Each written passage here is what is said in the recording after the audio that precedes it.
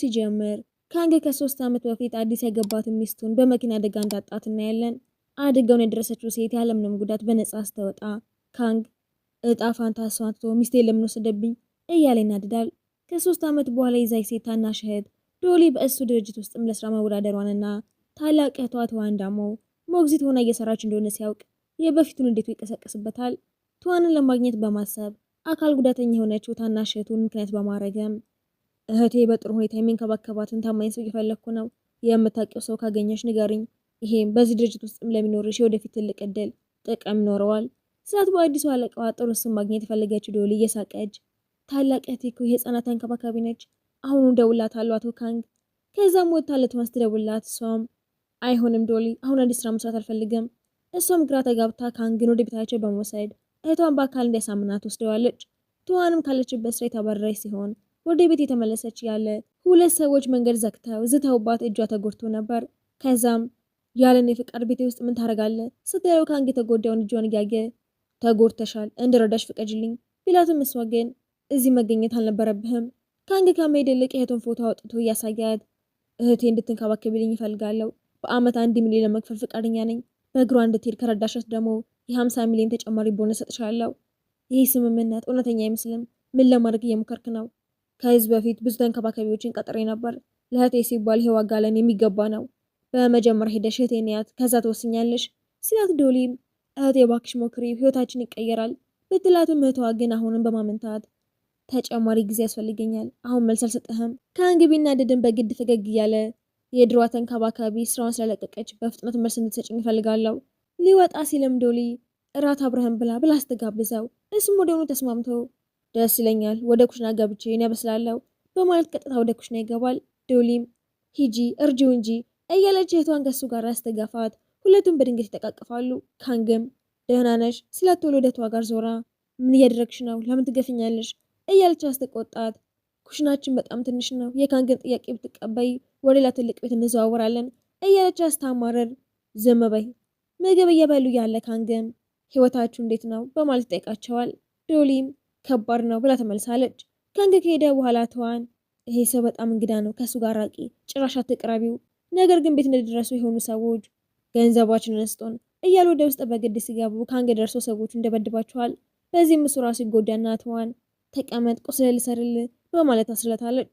ካንግም ተመሳሳይ ነገር እንዳይፈጠር ወደ አዲስ ቦታ ኑ፣ ነገሮችን እኔ ያመቻችላችኋለሁ። ወደ ቤት ሲመለሱም ትዋንን በፍጥነት ወደ ወጥመድ እንዴት ላስገባት እያለ ያስባል። ድጋሜም ካንግ ትዋንን ለማሳመን ይመጣል። ነገር ግን ይህንን ማድረጉ ጥርጣሬውን የበለጠ ይጨምረዋል። አሁን ስራ አጥ ብትሆንም እሷ ግን አሁንም የእሱን ጥያቄ ሳትቀበል ትቀርና ካንግም ዛሬ ደከመሽ ትመስላለሽ፣ በሌላ ጊዜ እንነጋግራለን፣ ወደ ቤት ልሸኝሽ። ነገር ግን ትዋን አይ አልፈልግም፣ ራሴ ሄዳለሁ። እሱም ዝም ይላታል። እሷም ለመሄድ ስትነሳ በድንገት ራሷን ያዞራትና ካንግ ይደግፋታል።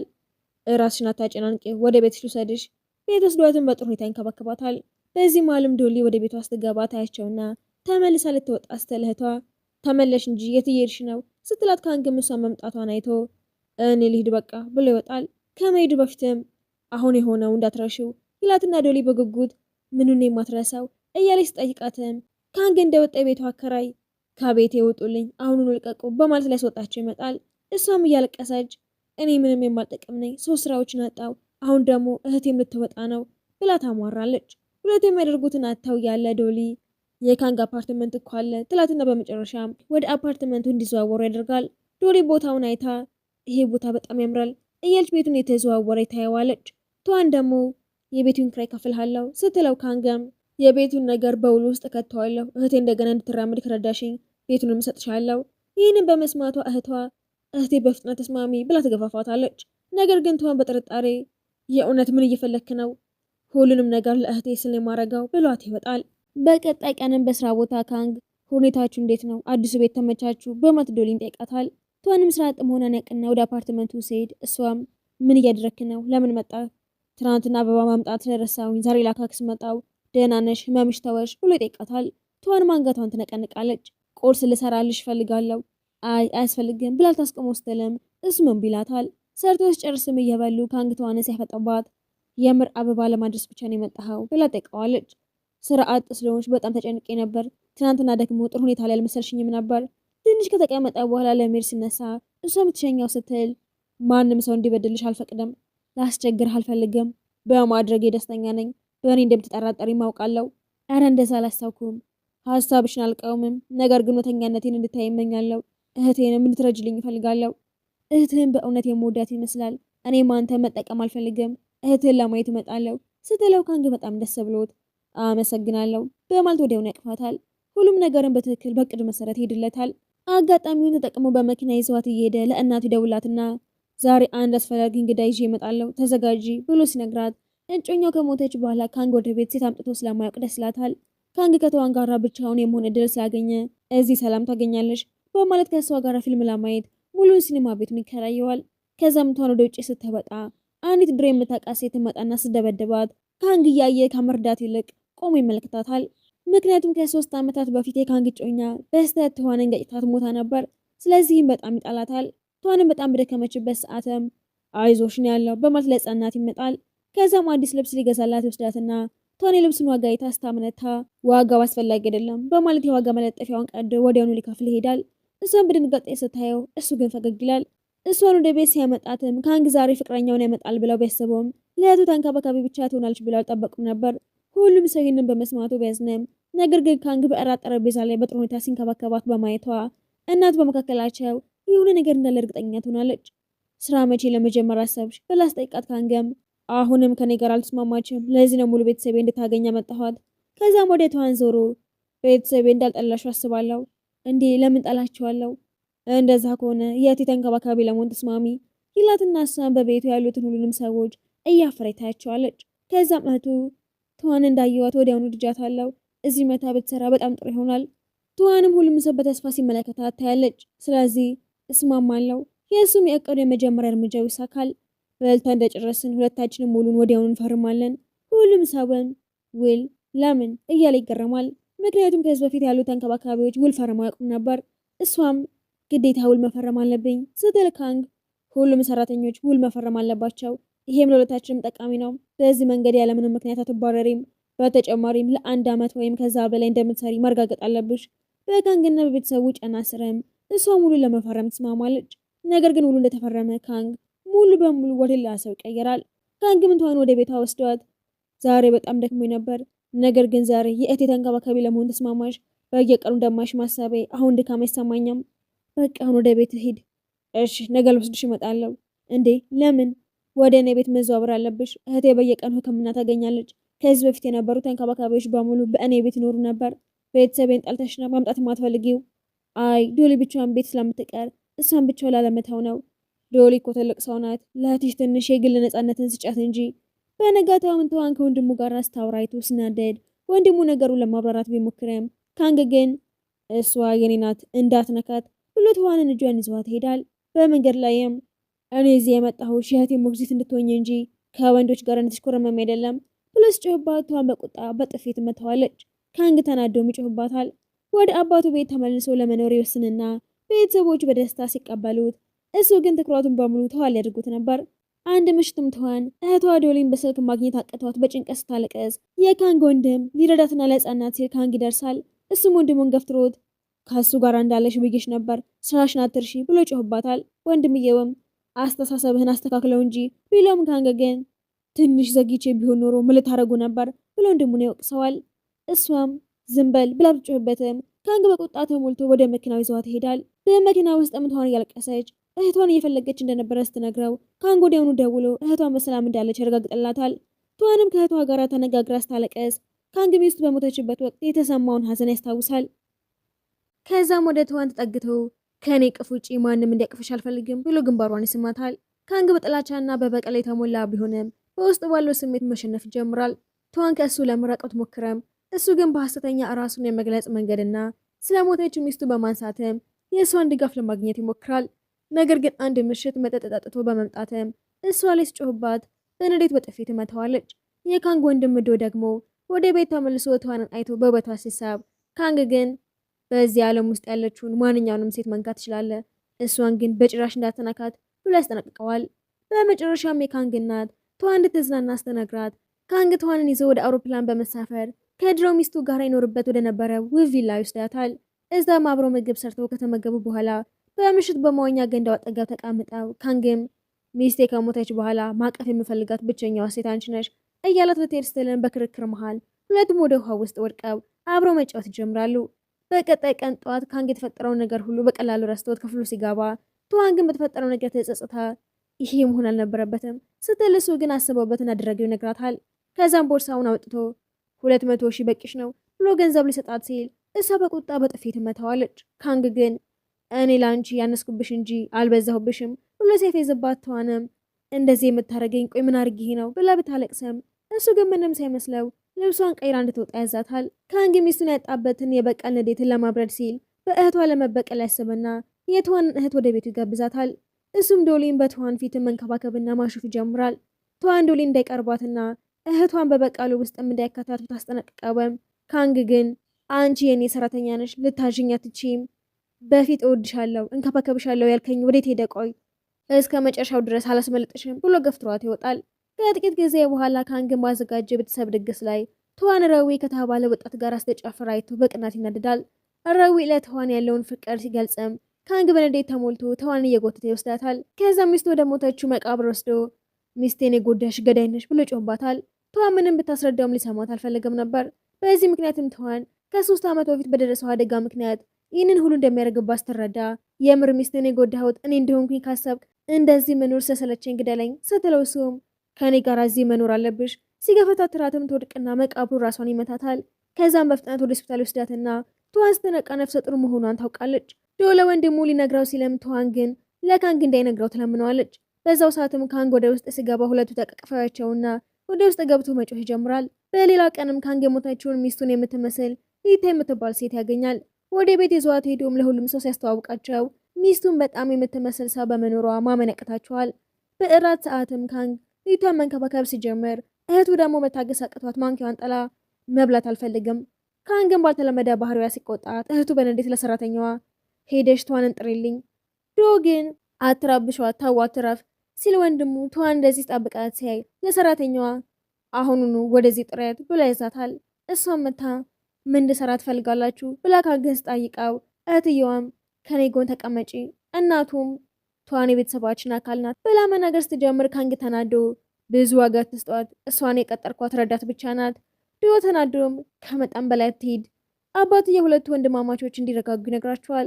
ውጭ ላይ ደግሞ ደግ መስላ የምትታየው ሊታ በካንግና በትዋን መካከል ያለውን እንግዳ ስሜት አስተውልና ወንድምህ ትዋንን የሚወዳት ይመስላል፣ ወደ እሷ የምታሳየውን ባህሪህን ትንሽ ተቆጣጠረው። በሚቀጥለው ቀንም ካንግ ታሞ ማስመለስ ይጀምራል። ካንግ መጀመሪያ ላይ ጠንካራ ለመምሰል ቢሞክርም በኋላ ግን ጀርባይን ደግፊኝ። ይህም ሁለቱ በሰላም አብሮ የሆኑበት የመጀመሪያ ጊዜ ነበር። ከዛ በኋላም ከሊታ ጋር እንደገና ይገናኝና ሊታ እድሉ እንደመጣ ስታስብ ትዋንን ለማስወገድ እርምጃ ለመውሰድ ትጀምራለች። ትዋንም ከዶ ጋር ወደ ሱፐርማርኬት ስትሄድም አይታ ይህንን በካንግ ፊት ሆን ብላ ትናገራለች። ፍቅራቸውን አደንቃለሁ፣ ደስ ይላሉ። እሱም ወደ ቤት ሲመለስ ወንድሙ የትዋን እጅ ይዞ ያየዋል። በዚህም ሁለቱ እንደገና ተከራክረው ለጥቂት ቀናቶች ይዘጋጋሉ። በሌላ ቀንም ሊታይ ካንግ እናት የሰራችውን ኬክ መብላት ስለምትፈልግ ቆንጆ መስላ ትቀርባለች። ሊታም እናቱን ደስ ለማሰኘት በጣፋጭ ንግግር ታታላታለች። ነገር ግን እናትየዋ በጣም ተናድባታለች። የተጎዳች መስላ መታየት ስትጀምር ካንግ ወዲያው ያጽናናታል። ከዛም ለእህቱ አሁኑኑ ለሊታ ይቅርታ ጠይቂያት። እህትየዋም በፍጹም አላረገውም። እሱም በድንገት ሲቆምም ትዋን የእሱን እህቱን ለመጠበቅ በመሃል ትገባና እህትየዋ ትዋንን በደስታ ታቅፋታለች። የካንግ እናትም ተናዳ ልጆች እንደዚያ ተከራከሩ እንጂ ብላ ትቆጣቸዋለች። ከዛ በኋላም ካንግ ወደ ቤት ወስዳትና ሊታ በመጀመሪያ ይሄንን እድል ተጠቅማ ከሱ ጋር ለመሆን ብትፈልግም ከእህቱ ጥሪ ደርሰዋል። በዛን ጊዜም ወደ ውጭ ሀገር ሄደው የእህቱ ፍቅረኛ ይመለሳል። ስለዚህ ሁለቱ ለቤተሰቡ አስደናቂ ነገር ለመፍጠር ያቅዳሉ። እህቱ በሰርጋቸው ቀን ቆማ ልታስደስታቸው ታስባለች። ትዋንና ዶም ከእህቱና ከእጮኛዋ ጋራ ቀለበት ለመግዛት ሄዳሉ። ደስታቸውን አይታ ትዋንም ተነክታ ስታለቀስ ዶም በወንድሜ ላይ ጫና ለመፍጠር የውሸት ጋብቻ ማዘጋጀት አለብሽ፣ ነገር ግን እሱ እኮ እኔን አይወደኝም ብላ ስትነግረው ዶምን በዋን እያበሰ ያቅፋታል።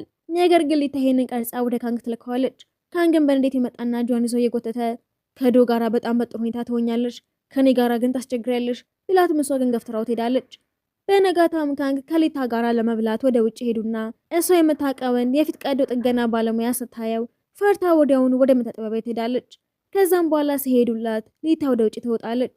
ነገር ግን ከዚህ በኋላ የድሮ ሁለት ጓደኞቿን ታገኛቸውና ስለ ድሮ ህይወቷ ሲናገሩ ትሰማቸዋለች። አንዷ እንዲሁም የድሮ ፎቶ እንዳላስታውራ ቶሎ ብላ ሚስጥሯ እንዳይወጣ በማሰብ አንዱን አንቃስ ታስፈራራት፣ ሌላኛዋ ደግሞ ድሉን ተጠቅማ ለማምለጥ ትሞክራለች። በዚህ ምክንያትም በአደጋ ትሞታለች። ሊታ ምንም ሳይመስላት ፈገግ ትላለች። በሌላ በኩል የካንግ እህትም የሙሽራ ቀሚስ ለመለካት ይሄዱና እህትየዋ ለመለካት ስትገባ የቷን የቀድሞ ፍቅረኛ እንደገና ይመጣል። ካንግ ወዲያውን እሷን ወደ ቅፍ ያስገባትና ተዋን መከተል አቁም ብሎ ያስጠነቅቀዋል።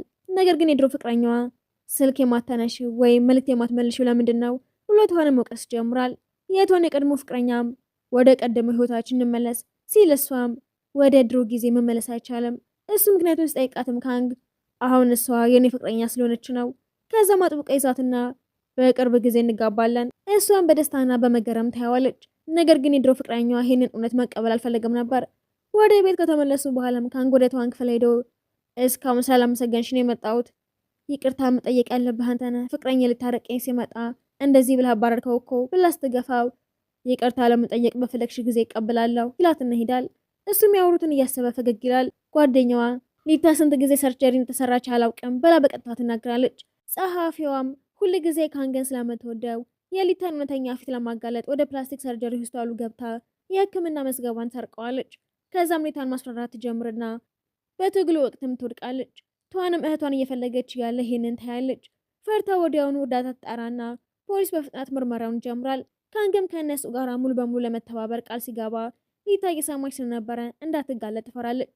ከዛ ተዋንን ለመፈለግ ሄደው ሊታ ካንገን ስታቅፈው አይታ ትንሽ ተቀናለች። ነገር ግን ወደ ቤት በሚሄዱበት መንገድ ላይም ሊታ ሆን ብላ የካንግን እጅ አጥብቃ በመያዝ ልትሽኮረመም ትሞክራለች። ካንገም ተዋንን ያያትና የእሷን እጅ ይለቀዋል። እሷ ብትናደድበትምና ደግማ ልትይዘው ብትሞክርም እሱ ግን አይኖቹ ተዋን ጋራ ነበር። እቤቷ ስትደርስም ካንተ ጋራ ነው መቆየት የምፈልገው፣ መሽቷል፣ ወደ ቤትሽ ግቢ፣ እሺ በቃ ሳመኝ ትለውና እንዲሰማት አድርጋው እሱንም ስማው ትወጣለች። ተዋንም ይህንን አይታ ትነዳለች። ሊታ ከሄደች በኋላ ካንግ ድንገት መኪናውን አቁሞ ወደፊት መተሽ ተቀመጪ። ተዋንም ፊት መታ ስትቀመጥ መስኮቱን ከፍቶ እዛው ላይ ይተኛል። ምን እያረክ ነው? በጣም ድክሞኛል፣ ትንሽ እያረፍኩ ነው ይላትና ትታው ልትሄድ አስባ መልሳ ደግሞ ትተውና ካጠገቡ ተኝታ ሁለቱም እንቅልፍ ይወስዳቸዋል። ጠዋት ላይ ምሶ ሲነቃ ተኝታ ያያት ጸጉሯን ይነካዋል። እሱ አስተነቃ ግን ወዲያውኑ የተኛ ያስመስልና ቀስቅሳወም መሄድ አለብን። እሱም ለረዳቱ ሲጸልይ አይታው ትገረምና ሰዎች ለእኔ ጥሩ ከሆኑ እኔም ጥሩ ሆነላቸዋለሁ። በሌላ ጊዜም እህቱ ደውላለት ተዋን ታማለች ትለውና በድንጋጤ እየሮጠ መጥቶ ሲያገኛት ትንሽ ወደ ሆስፒታል እንሄድ ስላት እርግዝናዋ ያወቀ መስሏት ለምን እንሄዳለን? ነገር ግን እህቱ አውቃ ያዘጋጀችው ፕራንክ እንደሆነ ያውቅና ለእህቱ ከዚህ በኋላ እንደዚህ አይነት የህፃን ስራ እንዳትሰሪ ብሎ ያስጠነቅቃታል። ብቻውን ተቀምጦም ስለሷ ምን ያህል ተጨነቀ እያሰበ እሷም ትመጣና በእህት ላይ ትናደድ እውነተኛ ስሜትን ብቻ ነው ለማወቅ የሞከረችው። አንቺ ነሽ እንደዚህ እንድታደርግ የነገርሻት፣ እኔ ምንም የማውቀው ነገር የለም፣ ለአንቺ ብዬ መስሎሽ እንዳይሆን በፍጥነት የመጣሁት ብሎ ጮህባት ኩራቱን እያሳየ ጥሏት ይሄዳል።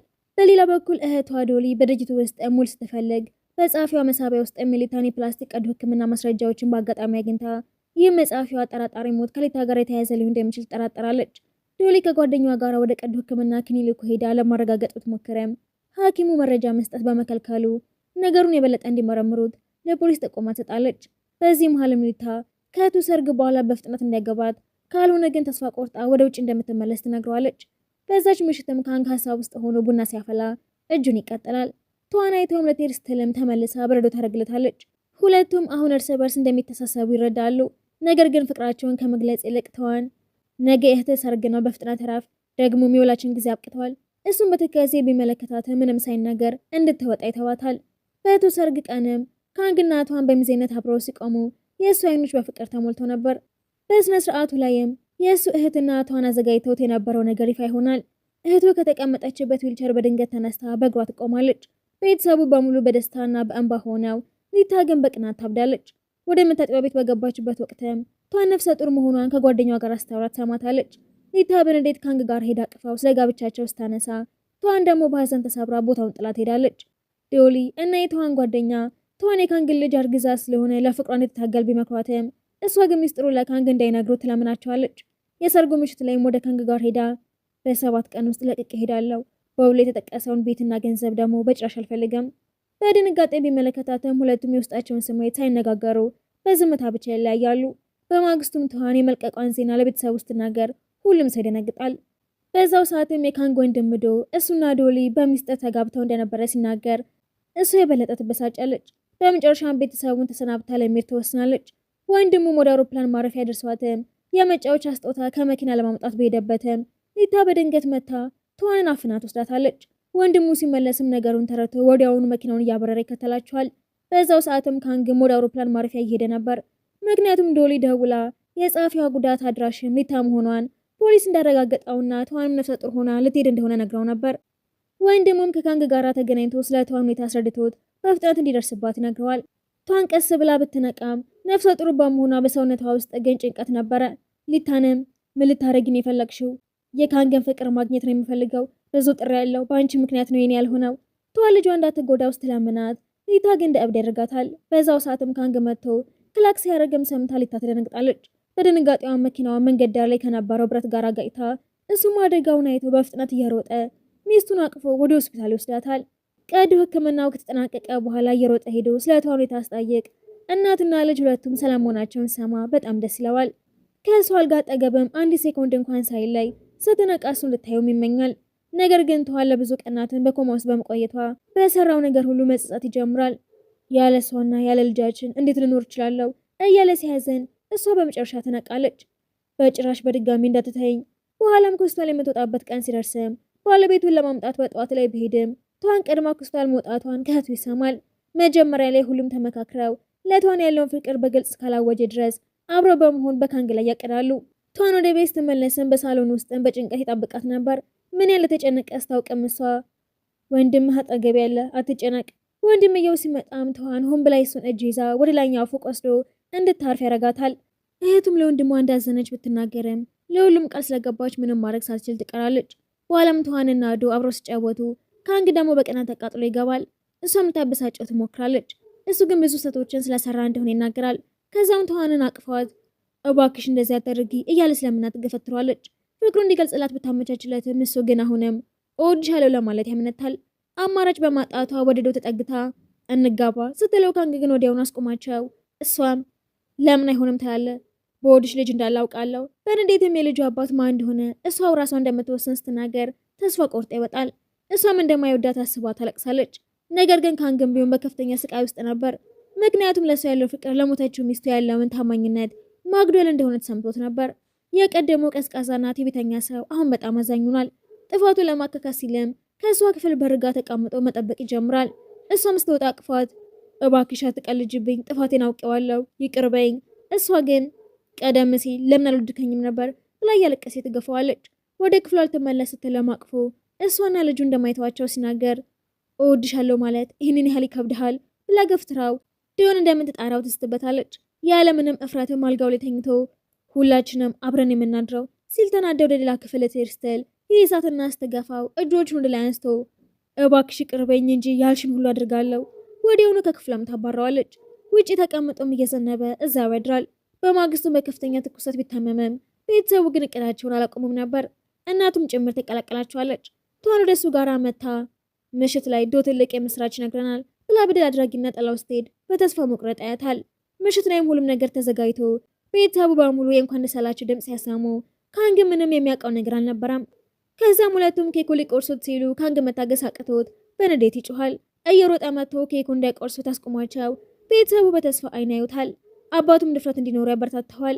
በመጨረሻም ወደ ህሊናው ተመልሶ በእሷ ፊት አንበርክኮ እባክሽ ይቅር በይኝ፣ ቀደም ሲል በቀል ብቻ ነበር ፍላጎቴ፣ ነገር ግን በየቀኑ የበለጠ እያፈቀርኩሽ እንደመጣሁ አላወቅኩም ነበር፣ እወድሻለሁ ሲል ሁለቱም ይተቃቅፋሉ። የቤተሰቡ ቅድም በመጨረሻ ተሳክቶ እርስ በርስ የሚዋደዱት ሁለቱ ሰዎች በመጨረሻም ደስተኛ ሲሆኑ ያሳየን ፊልሙ ይጠናቀቃል።